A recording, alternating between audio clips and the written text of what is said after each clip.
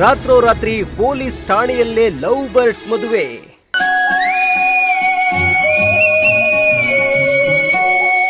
ನೋಡಯ್ಯ ಕಾಟೆ ಲಿಂಗವೇ.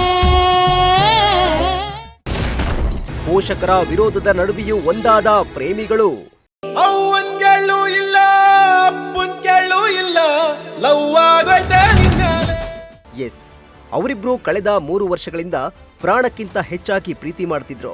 ಮನೆಯವರ ವಿರೋಧದ ನಡುವೆಯೂ ಕದ್ದು ಮುಚ್ಚಿ ದೇವಸ್ಥಾನದಲ್ಲಿ ಮದುವೆಯಾಗಿದ್ರು. ಇನ್ನೇನು ಎಲ್ಲವೂ ಸುಖಾಂತ್ಯ ಆಯ್ತು ಅನ್ನೋ ಹೊತ್ತಲ್ಲೇ ಮದುವೆಯಾದ ಯುವಕ ಇದ್ದಕ್ಕಿದ್ದಂತೆ ಕಾಣೆಯಾಗಿದ್ದ. ಪತಿ ಎಲ್ಲಿಗೆ ಹೋದ, ಯಾರಾದ್ರೂ ದೂರ ಮಾಡಿದ್ರಾ ಅನ್ನೋ ಆತಂಕದಲ್ಲಿ ಯುವತಿ ಕಣ್ಣೀರಿಡ್ತಿದ್ಲು. ಅಷ್ಟೇ ಅಲ್ಲ, ತನ್ನ ಪತಿಯನ್ನ ಹುಡುಕಿಕೊಡುವಂತೆ ಮಹಿಳಾ ಸಾಂತ್ವನ ಕೇಂದ್ರ, ಮಾನವ ಹಕ್ಕುಗಳ ಆಯೋಗದ ಮೆಟ್ಟಿಲು ಏರಿದ್ಲು. ಇದೀಗ ಪೊಲೀಸರು ಯುವಕನನ್ನ ಪತ್ತೆ ಹಚ್ಚಿ ಪ್ರೇಮ ಪಕ್ಷಿಗಳನ್ನ ಮತ್ತೆ ಒಂದು ಮಾಡಿದ್ದಾರೆ.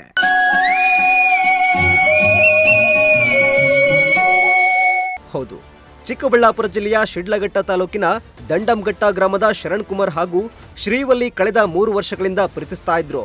ಇವರಿಬ್ಬರ ಪ್ರೀತಿ ಎಷ್ಟರ ಮಟ್ಟಿಗೆ ಇತ್ತಂದ್ರೆ ಮನೆಯವರ ವಿರೋಧವನ್ನೇ ಲೆಕ್ಕಿಸದೆ 2 ತಿಂಗಳ ಹಿಂದೆಯೇ ದೇವಸ್ಥಾನದಲ್ಲಿ ಮದುವೆಯಾಗಿದ್ರು.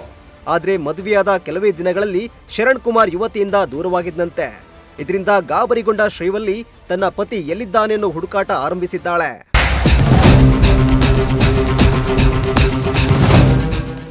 ಇನ್ನು ಪತಿ ಕಾಣೆಯಾಗಿದ್ದಾನೆ ಅಂತ ಮಹಿಳಾ ಸಾಂತ್ವನ ಕೇಂದ್ರ ಹಾಗೂ ಮಾನವ ಹಕ್ಕುಗಳ ಆಯೋಗಕ್ಕೆ ಶ್ರೀವಲ್ಲಿ ದೂರು ಕೊಟ್ಟಿದ್ಲು.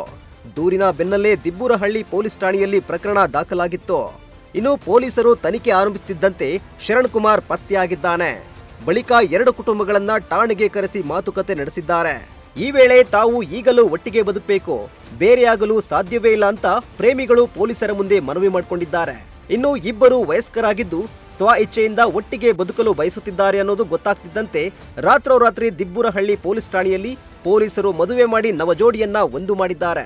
ಇವತ್ತಿನ ದಿನ ಇಲ್ಲಿ ಶ್ರೀವಳ್ಳಿ ಮತ್ತು ಶರಣ್ ಕುಮಾರ್ ಅವರು ಪ್ರೀತಿ ಮಾಡಿಕೊಂಡು ಸುಮಾರು 3 ತಿಂಗಳ ಹಿಂದೆ ಅವರು ವೈಯಕ್ತಿಕವಾಗಿ ಮದುವೆ ಮಾಡಿಕೊಂಡಿದ್ದರು.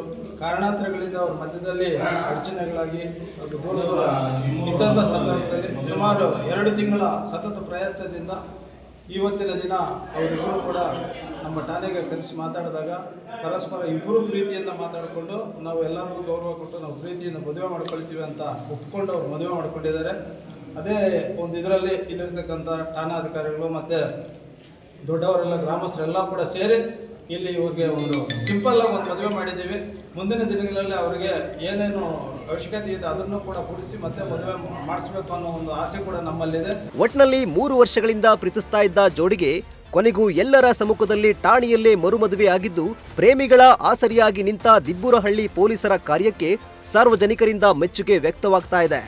ಮೋಹನ್ ಕುಮಾರ್, ಪ್ರಜಾಶಕ್ತಿ ಟಿವಿ, ಚಿಕ್ಕಬಳ್ಳಾಪುರ.